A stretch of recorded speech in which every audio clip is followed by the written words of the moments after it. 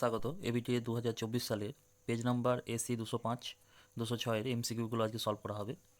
প্রথমটা দেখো, বৈধ অবরোহ যুক্তির যুক্তিবাক্য ও সিদ্ধান্তের মধ্যে সম্পর্ক হলো প্রসক্তি, যুক্তিবিজ্ঞান হলো আদর্শনিষ্ঠ বিজ্ঞান, লৌকিক আরোহ অনুমানকে শিশুসুলভ বলেছেন বেকন। যুক্তিতে যে বচনের সত্যতা দাবি করা হয় তাকে বলা হয় সিদ্ধান্ত। সাপেক্ষ বচনের অংশ হলো দুটি। ও বচনের বিরুদ্ধ বচনের অসম বিরোধী বচন, ও বচনের বিরুদ্ধ বচন কী হয়? এ হয়। এবার এর সঙ্গে অসম বিরোধী বচন কোনটা রয়েছে? আই। অধীন বিপরীত বিরোধী তার সম্বন্ধ অস্বীকার করেছেন অ্যারিস্টটল। কেসারি নামক শুদ্ধ মূর্তিটির সংস্থান তৃতীয় সংস্থানে হয়। নিরপেক্ষ ন্যায়ের প্রধান যুক্তিবাক্যে যে পদগুলি থাকে হেতুপদ এবং সাধ্যপদ, প্রাকল্পিক বচনের অনুগ সত্য হলে বচনটি হবে সত্য। পি অথবা কিউ, এটা নট পি, অতএব কিউ, এটা কি হবে? ডিএস। পরি নেই, তাহলে কোন ছবিটা হবে? পরি নয়, অস্তিত্বশীল ধরি, তাহলে পরিণয় অস্তিত্বশীল ই বচন, তাহলে এখানে ধরি পরি সমান কি প ইজুকাল টু 0, তাহলে ছবির মাঝখানে বৃত্তের ভিতরের অংশে কি হবে? প, আর বাইরের অংশটা হবে পবার, তাই তো? তাহলে পবার যদি করি তাহলে ভিতরের অংশটা সামান্য বচন হওয়ার জন্য শেডিং দিতে হবে, তাহলে বৃত্তের ভিতরে শেডিং দিতে হবে, এটা হবে কি এ বচন।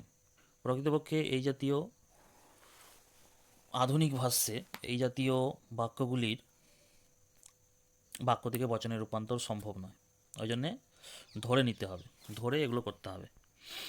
ধরি পরি সমান প এরকম করে, তাহলে বুলীয় লিপিটা কী হবে? প ইজুয়াল টু 0, ঠিক আছে? তাহলে ভিতরটা সেটিং হবে। এবার দেখো, সকল এস হয় পি, এর বুলীয় ভাষ্যটি কী হবে? তাহলে এ বচনের বুলীয় লিপি কী হয়? এস পি বার ইজুয়াল 0, তাহলে এখানে এসের আগে আছে, তার জন্য একটা বার আসবে, তাহলে এস বার পি বার ইজুয়াল টু 0। দেখো, বার চিহ্নটা টাইপিংয়ের সময় দেওয়া যায় না এখানটায়, ওই জন্য আমি বার বলে লিখে দিয়েছি। ওটা তোমাদের টেস্ট পেপারে দেখবে বার বলে দেওয়া আছে।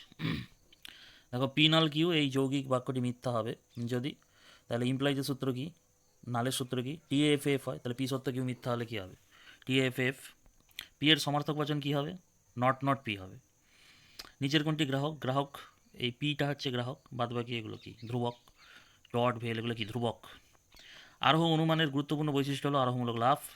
প্রকৃতি সমাবস্থায় সম আচরণ করে, এই নীতিকে বলা হয় প্রকৃতির একরূপতার নীতি। বৈজ্ঞানিক আরোহ অনুমানের বস্তুগত ভিত্তি হলো পর্যবেক্ষণ ও পরীক্ষণ। একরণবাদী দার্শনিক হলেন কপি।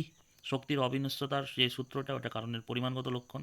বায়ুর উপস্থিতি শব্দ সৃষ্টির কারণ, এটা হচ্ছে আবশ্যিক শর্ত। স্থায়ী কারণের বিষয়গুলিতে যে পদ্ধতিতে প্রয়োগ করা হয় সেটা কি হয়? এটা হবে সহপরিবর্তন। তোমাদের এসে কিউ করে দেওয়া হবে, লজিকগুলো সলভ করে দেওয়া হবে। অবশ্যই বন্ধুদের মধ্যে ভিডিওটা শেয়ার করে দিও। ধন্যবাদ।